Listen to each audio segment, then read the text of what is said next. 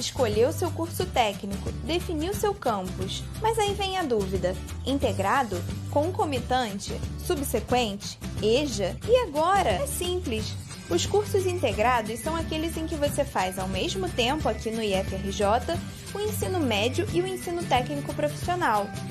Você estuda todas as matérias básicas como português, matemática, história, biologia e também as disciplinas técnicas do curso que você escolheu. Para se candidatar, você já deve ter terminado ou estar fazendo o último ano do ensino fundamental. Os cursos concomitantes ou subsequentes são para quem já fez ou está fazendo o ensino médio em outra escola. Assim, você vai estudar no IFRJ apenas as matérias do seu curso técnico.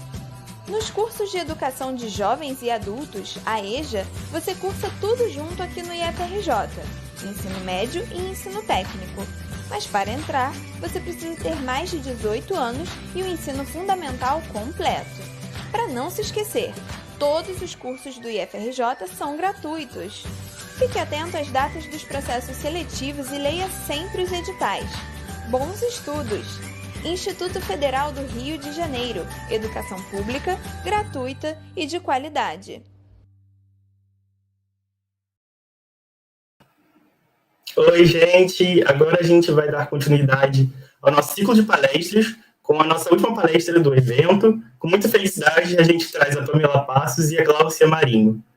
Eu tive a honra de ter sido aluno da professora Pamela durante meu ensino médio e eu fico muito feliz de poder ter ela no nosso evento. A professora Pamela apresenta graduação em História pela Universidade do Estado do Rio de Janeiro, mestrado em História Política pela UERJ, doutorado em História Social pela Universidade Federal Fluminense.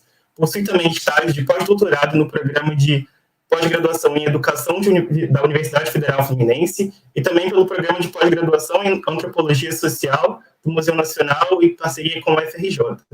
É professora do quadro efetivo do Instituto Federal de Educação, Ciência e Tecnologia do Rio de Janeiro, o IFRJ, professora de História, e possui experiência na área de História do Ensino e Ensino de História, com ênfase em História do Brasil República. Desenvolveu pesquisas sobre juventudes, cultura popular e favelas cariocas, anticomunismo do Brasil, ensino de história em escolas técnicas e atualmente pesquisa sobre os impactos do conservadorismo no ensino de história e coordena projetos de extensão na área de educação e direitos humanos.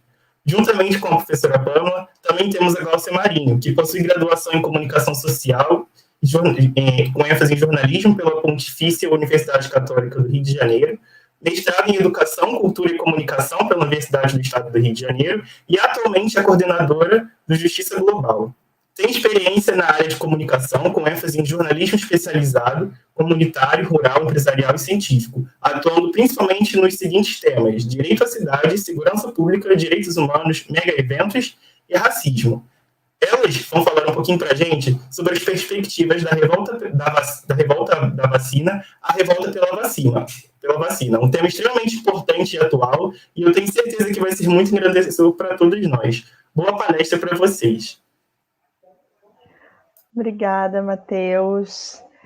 Bom, boa tarde a todas e todos. A gente vai aqui diferenciar um pouquinho o protocolo, né? Porque geralmente é a convidada externa que fala primeiro, mas a gente combinou que eu ia falar antes, já que eu vou dar uma perspectiva mais histórica, né? Sobre a revolta da vacina.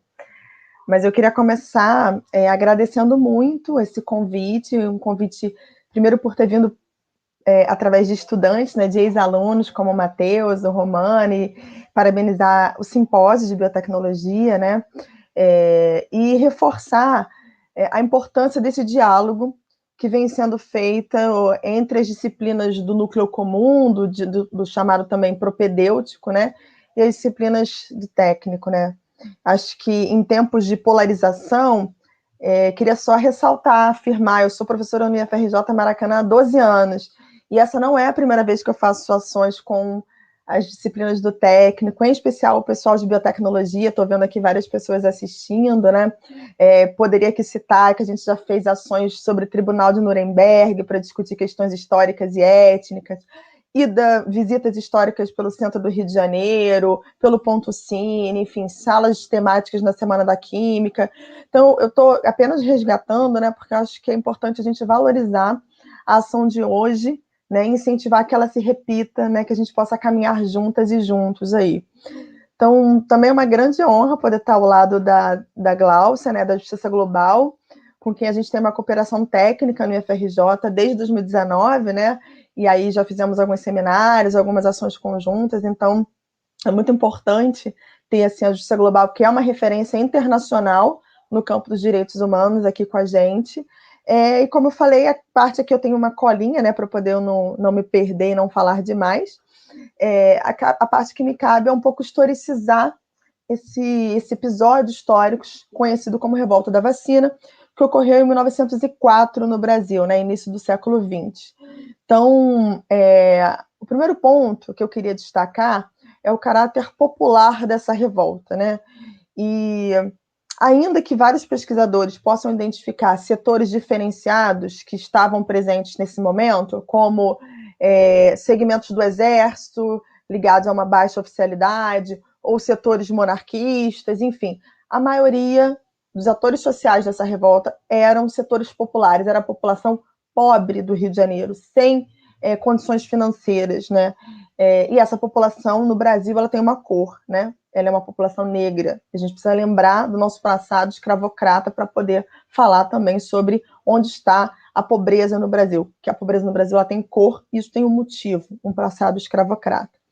Então, destacando, né, esse caráter popular, né, da revolta da vacina, eu queria chamar aqui a atenção para o que o historiador Nicolau Sevchenko afirma. Ele diz que a revolta da vacina ela precisa ser analisada como tendo sido a manifestação mais explosiva de resistência dos grupos populares cariocas ao processo autoritário de transformação do Rio de Janeiro em capital burguesa e cosmopolita. Então, o que isso quer dizer, né? Para o Sevchenko, que é uma referência, já falecido na área, é que, naquele momento histórico, se tentava transformar a capital do Rio de Janeiro, né, a capital da República, né, o Rio de Janeiro, numa capital burguesa inspirada dos moldes europeus. E isso aconteceu de cima para baixo, de uma forma autoritária. Então, a revolta da vacina ela também precisa ser entendida nesse contexto. E eu espero que, ao longo da minha fala, vocês consigam entender o porquê, né? Eu começo, então, trazendo essa afirmação porque esse processo, né, que antecede a revolta da vacina, ele coloca a luz sobre o que a gente precisa entender para identificar os motivos pelos quais essa população não queria se vacinar, né? E muitas vezes a gente estuda a revolta da vacina apenas colocando os pobres num lugar de ignorância, né? Eles não sabiam, eles não queriam, eles eram um obstáculo ao progresso em especial na ciência, né? E o debate é muito mais complexo, gente. Se a gente não se propuser a entender, né, o que estava em jogo nesse período, a gente não vai entender o que acontece no Brasil de 2021, né? Como, por exemplo, uma crescente contraposição à vacina. Então, assim, não sei se é de conhecimento de todas e todos que estão aqui ouvindo, mas não houve um planejamento urbano para a construção do Rio de Janeiro, né? Então, existia já a cidade do Rio de Janeiro e ela foi alçada à capital da corte, né, a corte brasileira, de uma hora para outra, devido à fuga lá do Dom João no período napoleônico. Depois disso, o Rio de Janeiro se torna a capital do Império, né, e depois capital da República. Então, o Rio de Janeiro ele cresce de uma forma não planejada, né, não tendo um planejamento urbano. E isso vai se desdobrar, né, em ausência de condições sanitárias, né? E aí vocês aqui, a maioria dos ouvintes são da área de biotecnologia, já que é um simpósio de biotecnologia, mas de saúde como um todo, e vocês sabem que a ausência de saneamento básico e de condições adequadas, né, sanitárias adequadas, é uma pólvora para a disseminação de epidemias. E isso era a realidade do Rio de Janeiro na época, né? Então, importa falar que o Rio de Janeiro era um palco dessas condições insalubres. E por que essas condições insalubres? Porque os setores mais pobres não queriam? Não. Por uma ausência de políticas públicas de saneamento, por uma ausência de política pública de planejamento urbano, né? Fazendo com que quem tivesse condições financeiras poderia garantir o seu saneamento, a sua estrutura. E a população mais pobre, não.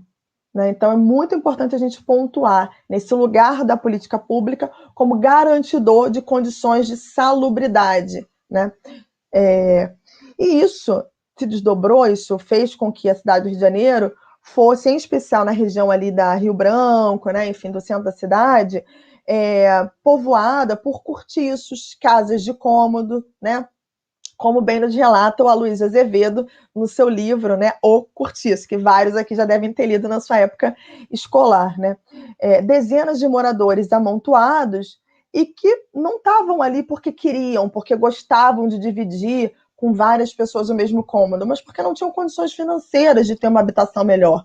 Né? E que, por isso, compartilhavam, né, situações de esgoto a céu aberto, de, enfim, insalubridade nos seus, né, enfim, no seu cotidiano, né? Por exemplo, nas praias do Rio de Janeiro, naquela época, já ali sendo onde escoava todo o esgoto dessa cidade. Né? Então, entender, né, uma outra característica cultural dessa época era também o enterro de pessoas nos quintais ou dentro das igrejas. Hoje a gente tem toda uma discussão, né, sobre o que isso significa no próprio solo, no meio ambiente. Então, onde estão os cemitérios hoje e o que era aquilo no início do século XX. Enfim, então, essa situação, esse contexto de entender essa insalubridade levou, sim, à ideia de uma urgência na realização de uma reforma urbana, né, no Rio de Janeiro. E essa reforma urbana ela foi levada a cabo pelo então prefeito Pereira Passos, que eu quero aqui destacar que não tem nada a ver comigo, né, apesar do mesmo sobrenome. Né? Então, Pereira Passos, ele tinha reais preocupações com as condições sanitárias da cidade. Só que como ele conduziu isso? De uma forma autoritária. Né?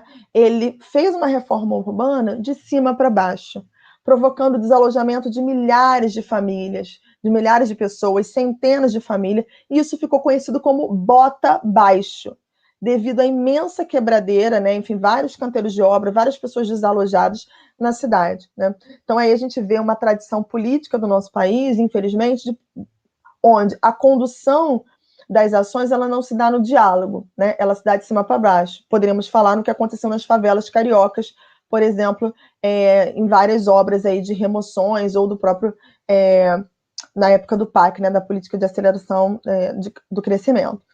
Então, esse contexto, né, aqui, né, nesse contexto aí dessa reforma urbana de cima para baixo, eu faço uma pausa para chamar a atenção, né, como acadêmica que sou também, né, do desafio que a gente tem que ter de não exacerbar, né, de não exagerar a preocupação com as nossas publicações muito acadêmicas, em Qualis da na Sucupira, e não dialogar com a sociedade, né?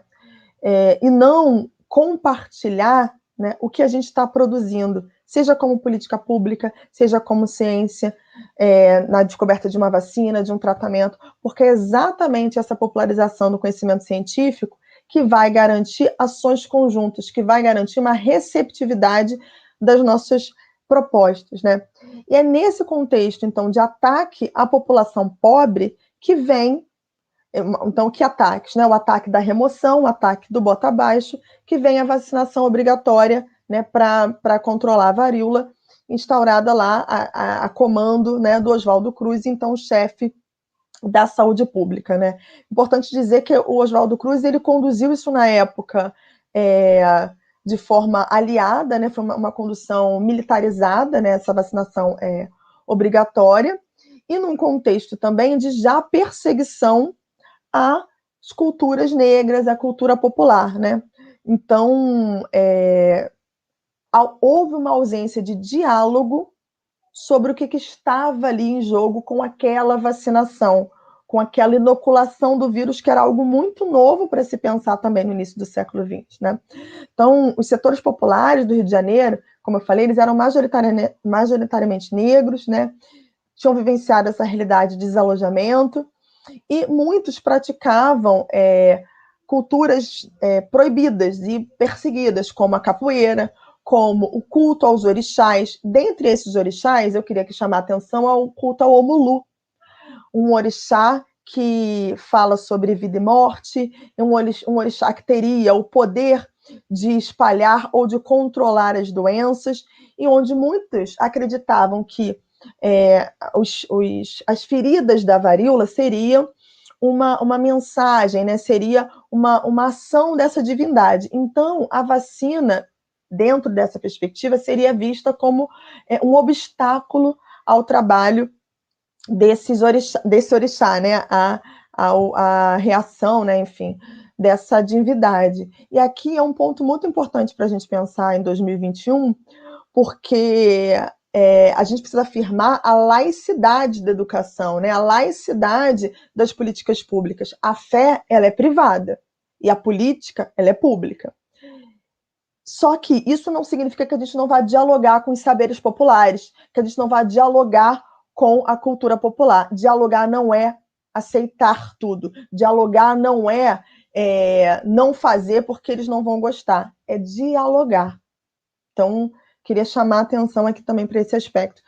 E chegando, né, aqui, finalizando, né, me encaminhando para o final, a revolta em si, né, ela foi uma revolta que durou cerca de 10 dias, onde as pessoas viraram bondes, assim, ali na região da Uruguaiana, da Senhor dos Passos, né, no centro, foram cerca de 17 bondes virados, as pessoas tacavam pinico, tacavam cadeira. Então, assim, não foi uma revolta com canhões, com várias metralhadoras, foi uma revolta onde as pessoas se sentiram ameaçadas, elas não queriam, elas estavam ali se revoltando com aquilo que elas achavam que iria ser mais um ataque. O ataque que já vinha pela cultura, o ataque que já vinha pela remoção, né? Eu penso, e eu queria ir finalizando com essa frase, que é muito importante no contexto de ataque aos pobres vivenciado hoje, em 2021, né?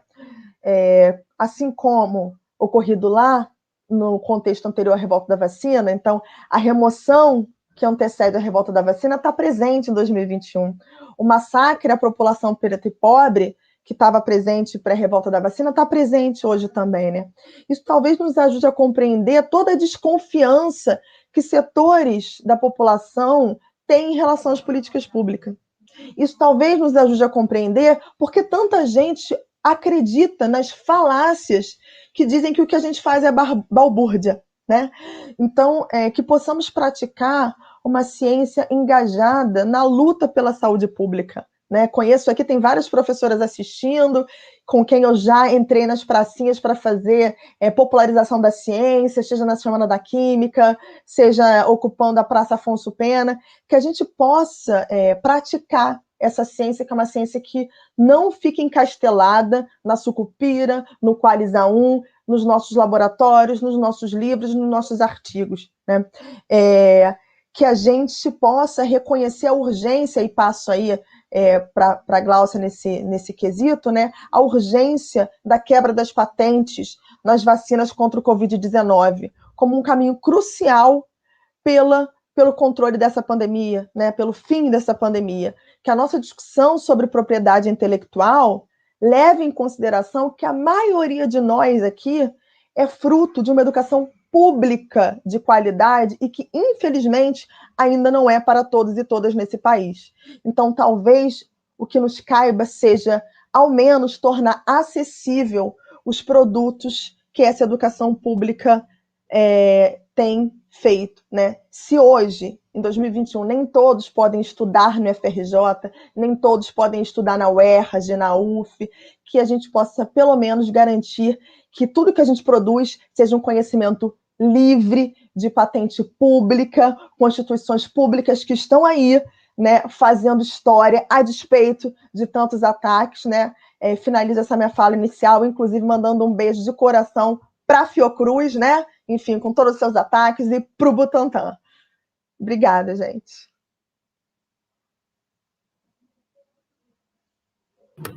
Acho que passa para você direto, Glaucia. Primeiro, eu gostaria de agradecer a Pamela, ao FRJ, pelo convite. Eu estou muito feliz de estar aqui com vocês, debatendo no universo novo para mim. É a primeira vez que estou no seminário de biotecnologia discutindo um tema que é tão urgente para a nossa sociedade. E eu tenho um carinho, já me formei há muitos anos, mas especial pelo... Eu estudei muito próximo ao IFRJ do Maracanã, ali na Adolfo Bloch. Na época era Federal de Química e sempre fiz movimento estudantil, então era um lugar que eu frequentava, aquela unidade, né? Então eu estou muito feliz de estar aqui. Agradeço mais uma vez o convite. A Pamela já falou muito bem sobre a dificuldade, né, ou não acesso à saúde que a população, e aí principalmente negra, teve ou não teve acesso no Brasil. O direito à saúde, como um direito de fato, ele é muito recente para a nossa população. Ele foi instituído na Constituição de 1988, após a luta do movimento pela reforma sanitária. E tanto no texto da Constituição, quanto na Declaração dos Direitos do Homem, que também trata a saúde como um direito inalienável e de todas as pessoas, os dois textos eles vão tratar a saúde indissociável ao direito à vida. Então, para a gente começar a falar sobre a Covid, patentes e a efetivação do próprio direito à saúde, é primordial a gente entender que ele não se dá de uma forma isolada. E ele não está restrito à produção de hospitais, unidades de saúde básica, ele está, como a Pamela já trouxe, ele está associado ao direito à cidade, ele está associado ao direito a uma moradia adequada, a uma alimentação adequada, ao trabalho, ao lazer. Tudo isso, todos esses direitos juntos constituem o direito à saúde. E aí, na própria Constituição, ela define como papel do Estado o cumprimento desse princípio constitucional. Então, é o Estado que precisa e tem a responsabilidade da gente, né, para a gente, de instituir esse direito, de criar formas para garantir que todas e todas tenham acesso. E é importante dizer, e daí, né, como eu disse, a Constituição, ela institui o direito à saúde, e a Constituição que também ela vai instituir, a partir de então, o SUS.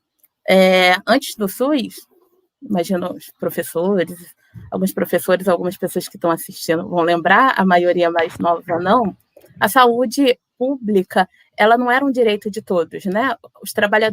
Apenas os trabalhadores com carteira assinada tinham acesso à saúde pública.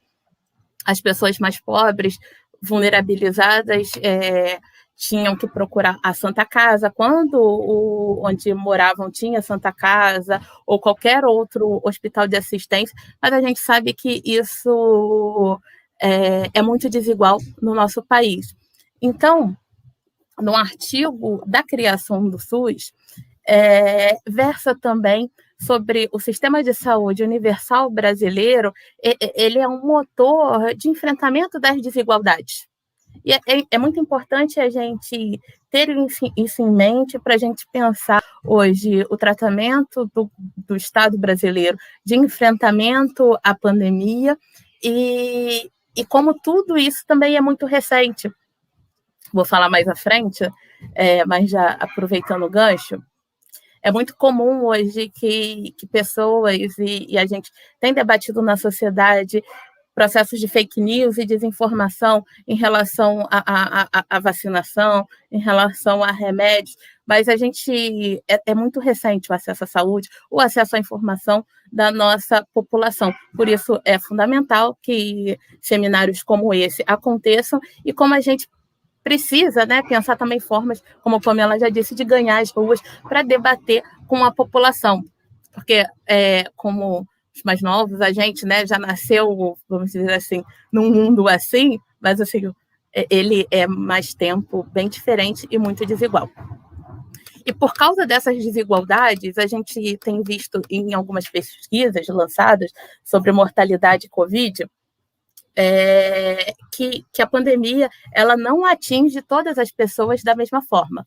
Então, algumas pesquisas lançadas sobre, por exemplo, mortalidade em UTI privada e pública. Você tem um índice muito maior de mortalidade numa UTI pública. Mas, assim, não pensando o dado isolado, se a gente pensar um pouquinho o que essa informação diz. O que vocês pensam? Por quê? Uma das respostas que a gente já vem desenhando desde que começou essa live está relacionada à falta de acesso à saúde das pessoas mais pobres. Então, quando elas chegam num hospital para ter o acesso, cuidar da Covid, ela está num momento mais avançado.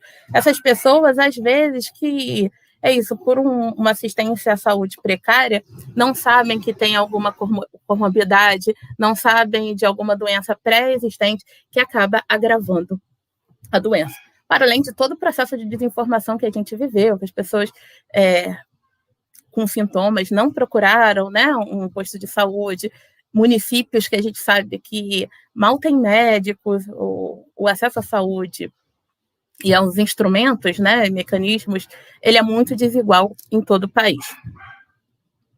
Então, a gente tem que olhar essas pistas para ver como está sendo tratado pelo governo brasileiro o enfrentamento à pandemia. Eu não preciso nem falar muito, todo mundo, é só ligar a televisão, abrir o jornal, entrar nas redes sociais, quem está acompanhando minimamente também a CPI, para ver que o projeto do governo brasileiro hoje é um projeto de morte. Se aproveitou dessa pandemia para eliminação da sua própria população. E aí é importante dizer isso, porque um debate importante é em relação ao Plano Nacional de Vacinação, né, de imunização. Existe um observatório, quem tiver curiosidade, se chama, a Justiça Global participa, se chama Observatório de Direitos Humanos e Crise Covid. Ele tem produzido regularmente pesquisas e levantamentos sobre a situação da pandemia no Brasil, mas com foco em direitos humanos. Um dos trabalhos que foi divulgado no mês passado, ele analisa o Plano Nacional de Imunização, os planos estaduais e os planos das capitais, já que o governo Bolsonaro não optou, de forma proposital, por um plano único. Então, a gente tinha populações que estavam no plano nacional, que deveria ser um guia para organizar a vacinação no resto do país, mas que, quando a gente olhava com uma lente um pouco menor, né, para o estado e depois para o município, essa população ela sumia. Aí, vou dar um exemplo para quem está no Rio de Janeiro. Alguém sabe dizer em que momento foi feita uma campanha, se vai ou foi vacinada a população em situação de rua? Uma população que está exposta ao vírus e a todo tipo de doença da forma mais brutal. E aí a gente também está falando de uma população que não teve só o direito à saúde violado, é uma população que tem todos os seus direitos, né, violados cotidianamente. Então, é urgente a gente reivindicar agilidade para aquisição de vacinas, mas também é urgente a gente rever e discutir com toda a sociedade urgências dos planos de vacinação. E aí, para a gente avançar um pouquinho no debate, a gente precisa entender, a vacina ela é um bem público e ela é um direito universal. E todo o nosso debate aqui, como cientistas, pensadores, estudantes, pessoas na sociedade, a gente tem que caminhar para discutir a prioridade dessa universalidade, né? E um debate como a Pamela trouxe, primordial nesse momento, é discutir a quebra das patentes. O Brasil, essa política que o governo, eu vou falar, né, o governo Bolsonaro tem adotado, de uma política de morte que privilegia o mercado, que privilegia a economia, a vida. Essa mesma política ele adota internacionalmente. Então, A gente tem hoje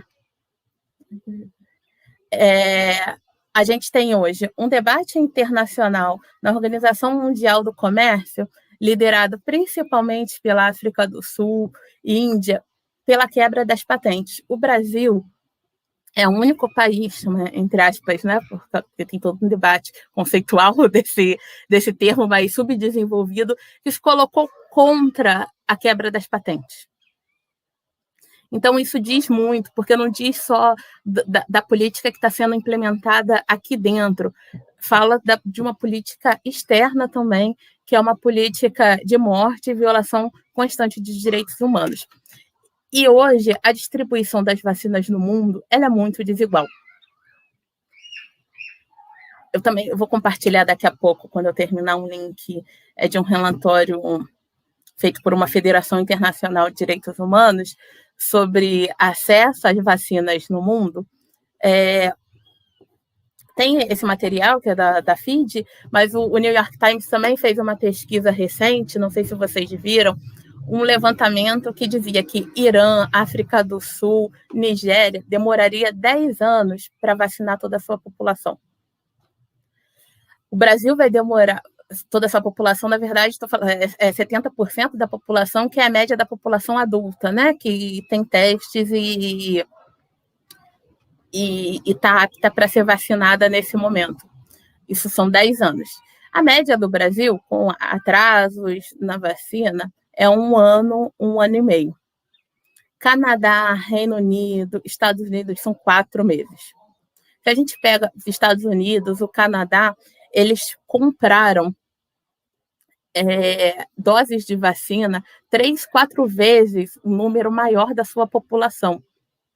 Então, a discussão da quebra das patentes hoje, ela é uma discussão que foge à questão da propriedade intelectual.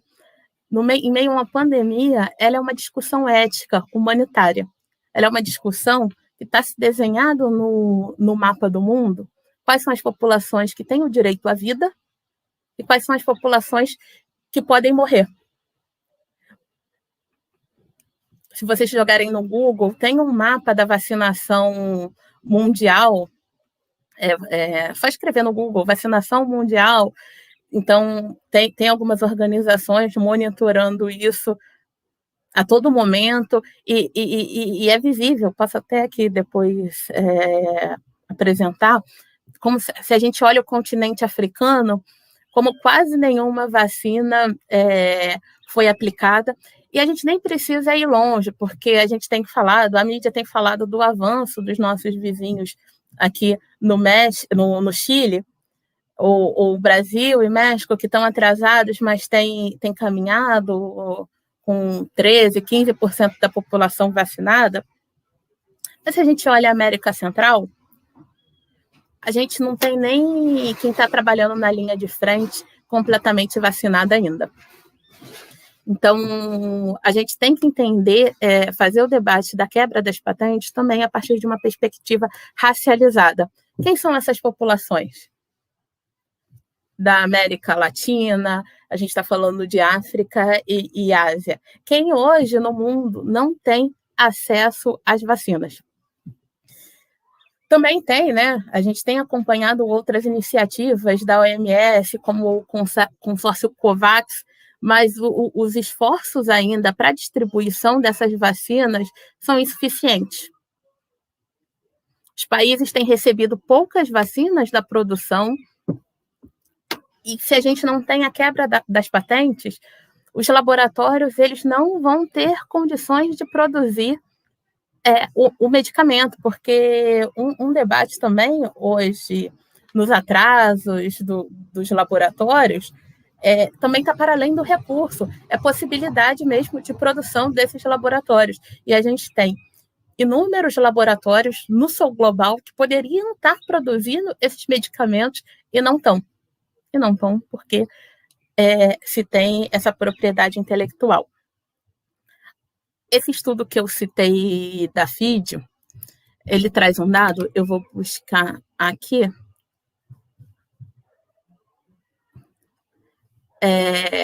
muito importante para quando a gente também debate, já vi alguns debates na televisão sobre as patentes, e sempre entra a questão econômica. E a maioria das empresas que desenvolveram vacina, esse estudo mostra que já receberam um apoio do governo para a etapa das pesquisas desenvolvidas.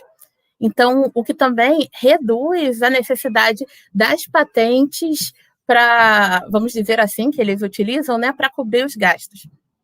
Mais de 7 bilhões de euros de fundos públicos já foram utilizados para apoiar pesquisas.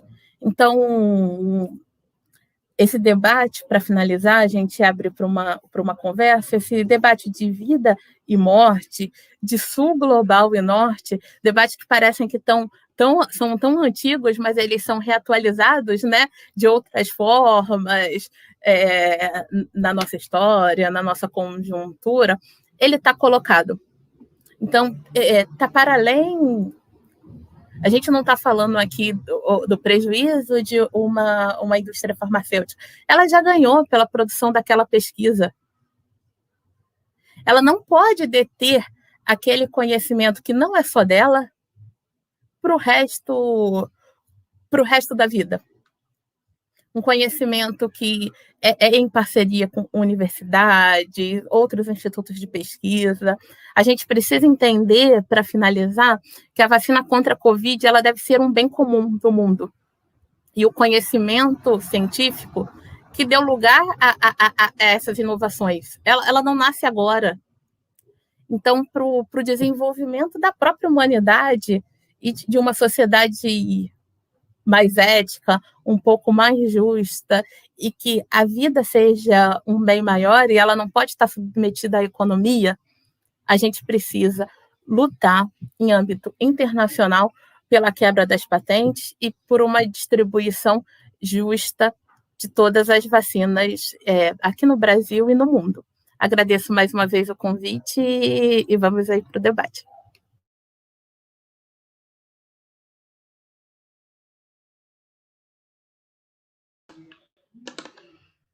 Olá, então eu não sei se, eu acho que vocês acompanharam aqui, né, o chat, nós tivemos muitos comentários, eu vou ver se o pessoal vai falar, se vai colocar alguma pergunta por aqui, mas eu vou lançar alguns comentários que eu achei bem interessantes e importantes, né, pro momento. E aí vocês podem ir comentando enquanto eu espero o pessoal Eu queria da comissão. só fazer, então um acréscimo enquanto você está mostrando. Pode ser, Beatriz? Claro, fica à E assim, vontade. fiquei muito mobilizada com a fala da Gláucia, né? E também vendo vários comentários aqui que eu também fui acompanhando pelo chat. E como o Matheus falou, né? Eu dou aula de história assim, há muitos anos também pego turmas de biotech. E o que eu sempre falo, assim, que quando eu dou aula, por exemplo, sobre liberalismo econômico, que é uma matéria que geralmente você estuda em história, mas poderia estudar também em sociologia, liberalismo econômico ou neoliberalismo, né, se a gente pensar num período mais recente, é para a gente entender o que está em jogo quando a gente fala sobre Estado intervindo na economia ou não. Porque a ideia de liberalismo econômico é a não intervenção do Estado na economia. A ideia de neoliberalismo, né, é um Estado mínimo, que geralmente só intervém a partir da violência, a partir da polícia. Então, assim, o que a Gláucia trouxe é pensar qual o papel do Estado? É deixar os interesses econômicos, ainda que setores inteiros de uma população estejam morrendo? É esse o papel do Estado? É isso que a gente entende como Estado? Quem tem, quem não tem, não tem? Será que é isso que a gente acredita? Né? E assim, acho que dialogando um pouco com o título, né? A revolta pela vacina, né? Que a gente botou esse título aí, né? A revolta pela vacina é a luta pela produção científica com investimento público, né? Porque o que a gente vivencia agora, em 2020, 2021, é que, a despeito do desmonte do setor público, da educação pública, da ciência, né, a despeito da ausência de incentivos e respaldos governamentais, a Fiocruz, o Butantan, o Instituto Vital Brasil, a FAPERJ, a FAPESP, estão seguindo, fazendo o combate a essa pandemia, né? E isso é afirmar que o Estado somos nós também, né? O Estado somos nós, né? Como diria lá o técnico, né? Vão ter que nos engolir, né? E nós precisamos assumir esse lugar, ocupar esse lugar, que é um lugar que hoje nos convoca para a luta, né? Que hoje nos convoca para a resistência. E eu entendo esse simpósio como uma resistência, eu entendo a decisão, porque toda decisão ela é política, né? Então a decisão da comissão organizadora de pegar este tema e trazer esse tema para a programação e trazer esse tema para um fechamento é uma decisão política de dizer, este tema importa, precisamos falar sobre isso. Sim, pelo que você está vendo, todo mundo concorda. Eu acho que é um tema muito necessário mesmo. E eu conheço algumas pessoas de fora e a gente consegue observar a diferença da realidade, né, com relação à disponibilização das vacinas. Eu acho que temos uma pergunta aqui do Diego. Como vocês têm sentido esse movimento antivacina de uma parcela da população que é a favor do atual desgoverno? Você quer, Beatriz, eu acho que tem uma outra da Fabrícia, você quer de repente fazer bloco? Bloco? Como assim? Juntar uma ou duas perguntas? Ou a gente vai respondendo assim, o que você prefere? Eu acho que o que for bom para vocês. A gente tem muitas perguntas também, porque a gente disponibiliza um link. Então, se vocês quiserem responder uma por uma, e a comissão vai jogando aqui no chat, e eu vou mostrando aqui para vocês. Tá bom. Quer começar aí, Glaucia, então? Posso começar. Essa é uma pergunta super interessante, porque é isso, a gente vem, né, o nosso programa de imunização desde a década de 70, ele é referência no mundo, e a vacinação, ela, no Brasil, isso é muito interessante, né? Desculpa, estou passando um carro aqui. Ela é universal. Então, independente, nas campanhas de vacinação, independente da classe, independente, do Leblon à Cidade Alta, você vai no dia marcado, você ia seguir, né, todo mundo ainda, vai no posto X, toma sua vacina, e o desmonte, a gente está falando de um governo de morte, então a extrema-direita ela tem ganhado muito espaço, e a extrema-direita com um discurso fascista. E o discurso fascista é o discurso da morte. Uhum. É o discurso anti-ciência. Então, esse movimento, ele vai ganhar uma força, principalmente com a internet, só que agora eu vou falar de pistas, né? Não elaborei muito. Na população, ele não ganha muito eco, ao meu ver. E eu vou te dizer por que eu acho. É isso, é pista, estou elaborando para construir um argumento melhor sobre isso. A gente que está aqui no Rio de Janeiro, todo dia a gente liga o jornal de manhã, Bom Dia Rio, e o que a gente vai ver? O que é padrão nos últimos meses? O caos da vacinação em Caxias, dando uma cidade. A população quer vacinar. Com os atrasos da vacina para a segunda dose, a gente tinha de norte a sul as pessoas reclamando pela vacinação. A pulsão, o governo Bolsonaro, a ascensão do fascismo, não tem conseguido, eles têm tentado, mas não tem conseguido destruir a pulsão de vida da nossa população. E eu acho que a gente precisa ir para a rua, enfrentar isso. Acho que a mídia, eu sou da área de comunicação, ela tem feito um papel muito dúbio, isso me entristece. Uma coisa interessante, a gente nunca viu, né, tantos cientistas na televisão falando, e das diferentes ciências, né, porque a gente está falando de produção de vacina, mas hoje também a gente tem que a ciência, a sociologia, a história, a geografia, tem mostrado para a gente como a gente... É importante também olhar o desenho da cidade para pensar um calendário de vacinação prioritário ou não. Vou fazer uma problematização aqui para a gente colocar fogo no debate. Hoje, em algumas cidades, a gente está vacinando por profissão. Será que isso não é desigual? A gente começou por idade. As maiores vítimas da Covid é a população negra. A população negra, ela tem uma média de expectativa de vida menor do que da população branca. Então, acho que a gente precisa também rever tudo isso para pensar de uma forma mais igualitária, mesmo da possibilidade de acesso à vacina para os grupos que estão sendo mais afetados pela pandemia nos dias de hoje. Acho que hoje a gente tem várias pistas, o que a gente precisa é pegar tudo isso e tentar reconstruir com os cacos do que o governo federal hoje tem feito com o que a gente criou a duras penas, né? Tudo muito recente, mas as coisas que a gente criou recentemente já estão sofrendo processos de desmontes cotidianos e a gente tem que se colocar na rua contra isso. Olha, assim, dialogando assim, com o que a Glaucia trouxe com a pergunta do Diego, né? Eu acho que, primeiro, Diego, a gente tem que separar o que é o movimento antivacina, que inclusive antecede a esse período, né, do atual desgoverno, né? Eu já estava ciente desse movimento antivacina, exatamente por dar aula sobre a revolta da vacina para cursos como farmácia, biotecnologia, enfim.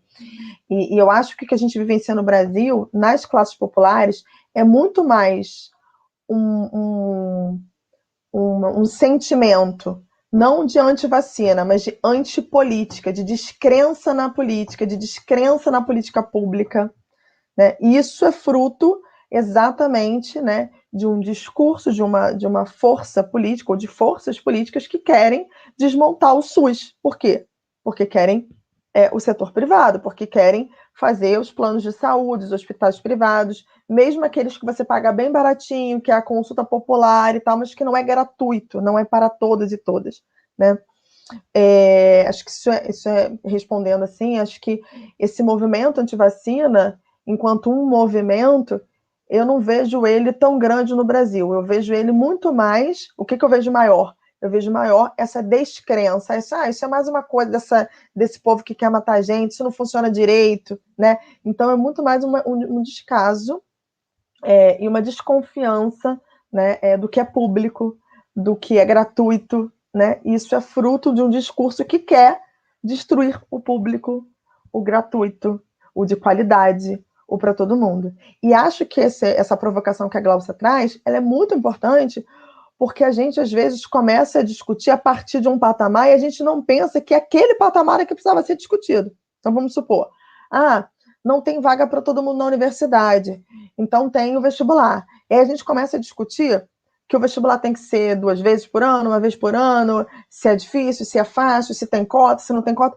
E a gente não discute por que precisa ter vestibular. Porque não tem vaga para todo mundo. Aí você não pode pensar, mas por que não tem vaga para todo mundo? Por quê? Por que não poderia ter vaga para todo mundo? Né? A gente vai esquecendo de se fazer as perguntas. Então, a gente está num momento onde não foi possível, né? Não houve o desejo, não houve a ação política de garantir vacina para todos e todas. Então, começou-se a se criar critérios. E aí a gente precisa discutir por quê. O que orienta esses critérios? Que interesses, que bases científicas ou não estão orientando esses critérios? Só um dado aqui que saiu na semana passada para comentar o que a Glaucia disse sobre essa questão de não ver o movimento antivacina sendo muito disseminado no Brasil, é que o Datafolha publicou que, numa última pesquisa que eles fizeram, que pelo menos 91% dos brasileiros pretendem se vacinar ou já se vacinaram, e é um número que vem numa crescente bastante grande, sendo que na última vez que essa pesquisa tinha sido realizada, estava em 89%, e em dezembro estava em 73%. Então, conforme a pandemia veio piorando, as pessoas realmente têm tomado mais a consciência sobre a gravidade da situação, de uma forma bem ruim, mas que a gente percebe que, no final das contas, a gente ainda consegue ser maioria nesse sentido de pensar no cuidado e na vacinação como a nossa única ferramenta, né? Conforme também a utilização de medicações sem comprovação científica de fato foram caindo, né, ao longo desse tempo também. E eu posso incluir mais um dado? Foi essa vontade e mobilização da sociedade pró-vacina que empurrou uma mudança de discurso do Estado brasileiro, né? Porque o que a gente está vendo, o que a gente viu, né, foram recusas do governo brasileiro de negociar vacina, e uma campanha anti-vacina mesmo, e quando a população ela vai se mobilizar dizendo que ela quer vacinar, o governo se vê obrigado a mudar de discurso. E assim, dialogando até com isso, Glaucia, assim, e um pouco, desculpa aí se eu for bagunçar, mas é que eu vi a pergunta da Fabrícia, e aí já fiquei com vontade, que ela perguntou sobre opinião pública, né? Eu acho que é exatamente se colocando como todos nós, os professores, os pesquisadores, os alunos, né, como aqueles que vão ajudar a trazer o debate sobre patente, sobre grupos prioritários, né? Porque a sociedade ela não é um grupo homogêneo, né? Tem as suas contradições. Eu lembro que logo assim que começou a vacinação no Brasil, né? E aí chegou um lote, assim, quem já foi meu aluno sabe, minha família é de São Gonçalo, né? Alô, São Gonçalo. E aí eu recebi um vídeo engraçadíssimo que eu até mandei alguns grupos, que era chegando o caminhão da vacina. E aí, olha isso, era um grupo, o vídeo foi feito de quem estava num bar lotado, com várias pessoas sem máscara, e as pessoas levantando e aplaudindo, vacina! Então, assim, há uma contradição, porque as pessoas não estavam se cuidando, né? Porque, afinal de contas, elas estavam num bar, aglomerando, né? Sem máscara, mas estavam ali, de alguma forma, reconhecendo a importância daquela vacina que estava chegando. Isso é Brasil, gente, né? Isso é Brasil. E como a gente dialoga? Como a gente faz essa opinião pública? O Instituto Federal, né, há alguns anos, implementou cota para a educação pública, né, para quem vem das escolas municipais, para quem vem da educação pública, cota econômica, étnico-racial. Isso trouxe um outro perfil para nossos estudantes. Que vocês gravem áudios de WhatsApp, pensem em stories, tem um outro nome lá que eu sempre esqueço, que é o videozinho curto do Instagram, Reels, sei lá como é que é o nome daquele treco, né? Enfim, que a gente consiga explicar de uma maneira mais engraçada, mais fácil, como é que funciona esse tal de RNA, né? O vírus é morto, o vírus não é morto, ele está fraco, ele está forte, enfim, que a gente possa ir furando essa opinião pública, né? Porque a gente sabe muito mais do que essa galera, só que às vezes a gente fala de um jeito difícil demais, né? A gente às vezes está mais preocupado em demonstrar o quanto que a gente estudou do que em atingir quem está lá do outro lado.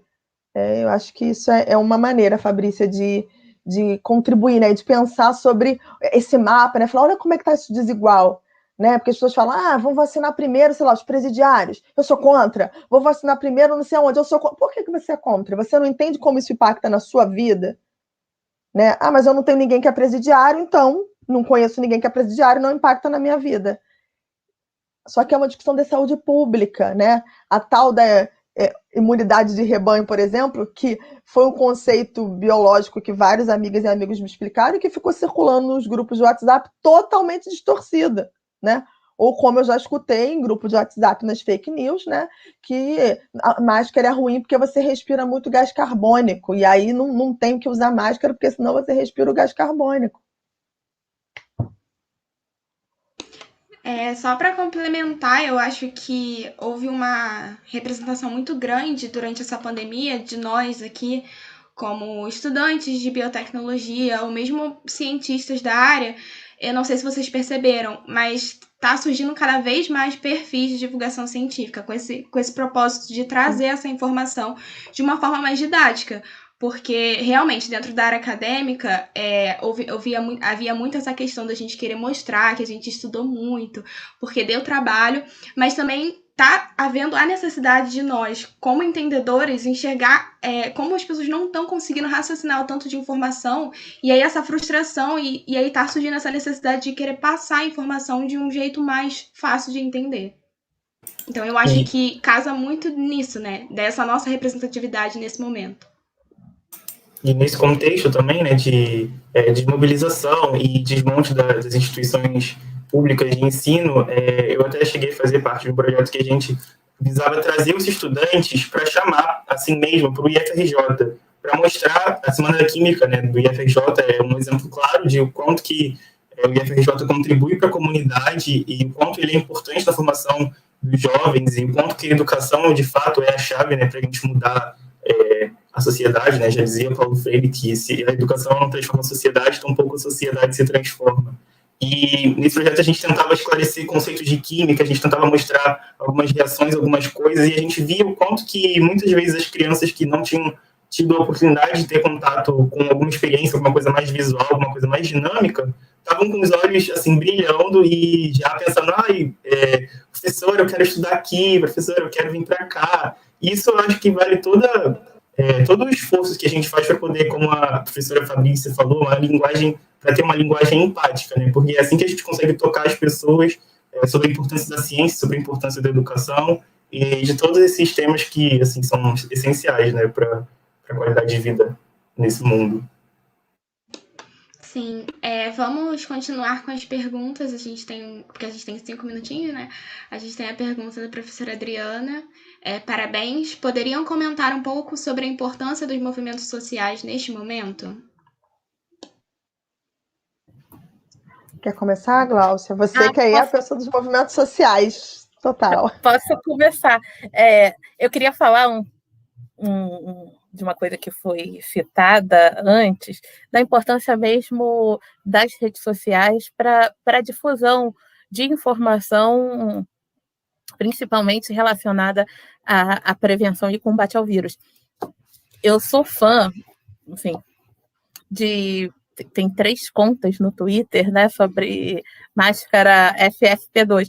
Gente, isso é incrível, porque a gente não tem nenhuma política pública ou que distribua que é gravíssimo, né? Que distribua máscara, e se você vai no posto ganhar uma máscara descartável, como se uma máscara descartável fosse suficiente para você enfrentar uma pandemia. Mas da popularização mesmo de um item de saúde. Então, aprendi há pouco tempo, não sabia que uma máscara de tecido, né, que é a mais popular, assim, é isso. É fundamental que todo mundo use uma que proteja mais, mas a maioria da população tem acesso à de tecido. Mas a de tecido ela só aguenta 30 lavagens. Isso não é uma informação pública. Então, as pessoas estão usando máscara, tem um esforço de uma população que está usando máscara, só que tem uma informação que não chega a ela, né? Talvez se ela soubesse que tem um tempo para você usar essa máscara, e como eu já disse, ser repetitiva, para mim isso é um projeto, a falta de informação, né? Essa falta de informação ela é proposital também.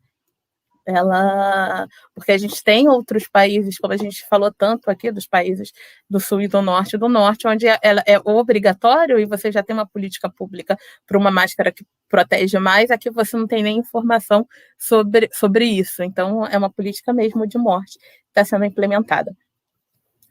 E para a gente enfrentar essa pandemia a nível mundial, é isso. A gente não tem como enfrentar a pandemia em um só país. Não é os Estados Unidos vacinando toda a população, e se você não tem controle nos outros países, é isso. O Brasil, eu falei assim, no trabalho um dia desses, daqui a pouco cada estado tem uma variante para se chamar de sua, né? Porque a gente tem a de Manaus, a do Rio de Janeiro, cada capital tá batizando popularmente, né, que tem um nome científico. E aí a gente tem as variantes dos países, por isso que a gente precisa falar da quebra de patentes novamente, né? Porque enfrentar a pandemia é um dever global. Mas para falar dos movimentos sociais, Hoje, no Brasil, quem está fazendo o enfrentamento à pandemia são eles, porque aqui a gente falou de uma questão da doença e, vamos dizer assim, do remédio para resolver a doença. Mas a pandemia, ela escancara violências muito mais profundas, né? E uma que a gente voltou a falar de forma recorrente é a fome. Então, desde o primeiro dia que chegaram notícias da pandemia, da doença, a gente nem sabia muito bem o que era a Covid, já se tem articulações nacionais, locais, de solidariedade ao enfrentamento à pandemia. Então, a gente vê o MST, a Coalizão Negra por Direitos, os movimentos de favela aqui no Rio de Janeiro, articulando campanhas de alimentos, informações, né? Porque, como foi dito aqui, como essa informação ela vai chegar nas favelas, ela vai chegar nos locais mais remotos. Se a gente tem uma arma de desinformação a partir do WhatsApp e desses grupos de direita muito grande.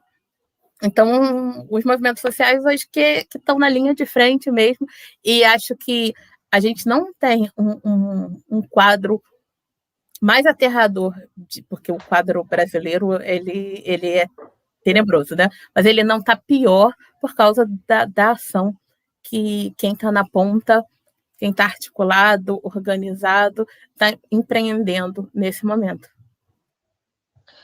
Não, e respondendo aqui, né, para ir me despedindo também, e depois deixar para a Glaucia também se despedir, o papel dos movimentos sociais, Adriana, para mim, é de vocalização, né, dessa crise, de onde estão as questões que precisam ser com urgência enfrentadas, né, apontar saídas e que a gente não se sinta só, né, porque senão a gente se sente aquele beija-flor que está ali sozinho, né, tentando apagar um incêndio. Então, o movimento social, ele dá essa dimensão coletiva do enfrentamento, como a Glaucia colocou, né, ele dá visibilidade a essa fome que está nacional, com patamares absurdos do que a história do país já tinha melhorado e que voltou, né? Então, a gente voltou para um patamar que a gente já tinha avançado, que a gente tem milhares de lugares no Brasil que não tem água, quanto mais água e sabão para lavar a mão, né? A precariedade das relações de trabalho, porque muito se fala, não, porque aí você pode ter um trabalho flexível. O que significou esse flexível durante uma pandemia? Significou que as pessoas, quando veio a crise, não tiveram auxílio, né? Não tiveram a oportunidade de ter minimamente um salário para comer, né? Para se sustentar. Então, e acho que a importância dos movimentos sociais é essa. Eu queria me despedir, né, agradecendo de novo, falando da importância dessa nossa relação com a justiça global, que, repito, tem uma cooperação técnica com o IFRJ, então que venham outras ações, mas queria me despedir também deixando uma provocação, né, que a gente fala muito sobre divulgação científica. E a Fabrícia falou ali, né, sobre linguagem empática. Linguagem é um dos ramos da ciência, né? Então, para mim, divulgação científica, ela não é uma divulgação, ela é uma produção de ciência. Ela produz a ciência através de outras linguagens. A Sheila, eu acho que estava aqui assistindo também, Sheila, que é a nossa diretora de pesquisa, extensão e inovação, acho que esse é o nome, eu sempre esqueço a ordem da sigla, mas tudo bem. É muito comum a gente hierarquizar, né? Primeiro tem a pesquisa, a inovação, e depois vem a extensão. Para mim, são coisas indissociáveis, né? E produzir uma linguagem acessível sobre vírus, combate, bactéria, né, superbactéria, enfim, qualquer que seja, né, democracia, o Tiago tá bem, né, filosofia, o que é democracia, o que é república, o que é produzir essa linguagem acessível é produzir ciência, que a gente tire essa hierarquização e que a gente faça, né, uma ciência que seja uma ciência de fato para todas e todos. Obrigada. Muito obrigada, meninas. A gente teve muitas perguntas, muitos comentários, mas infelizmente o tempo é curto, o tema é extenso, necessário, mas o tempo é curto. Matheus estava até comentando que a gente podia ficar aqui até de madrugada, e é verdade. Com certeza. Mas é isso. Muito obrigada. Foi bem necessária essa discussão. E eu estou muito feliz que ele vai ficar eternizado aqui no canal. Se vocês quiserem também estar sempre divulgando, fiquem à vontade. Acho que a Glaucia também queria se despedir, não?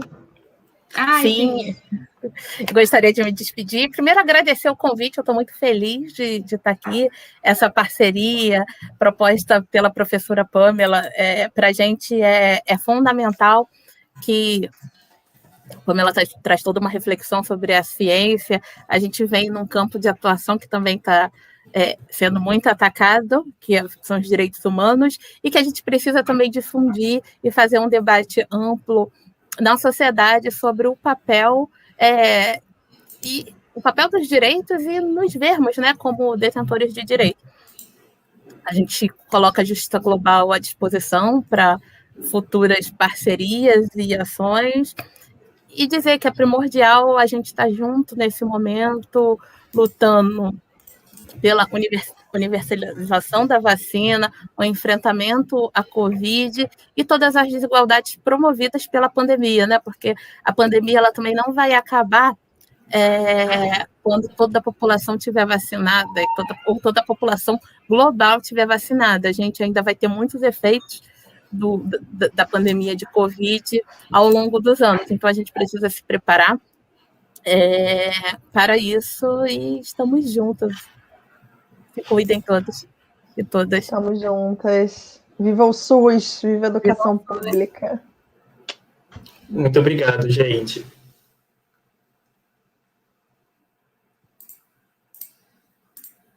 Então, no próximo link, a gente vai ter nossa mesa de encerramento e o sorteio. E então, se vocês puderem já se encaminhando para lá, muito obrigado pela presença de todo mundo. Até daqui a pouco, gente.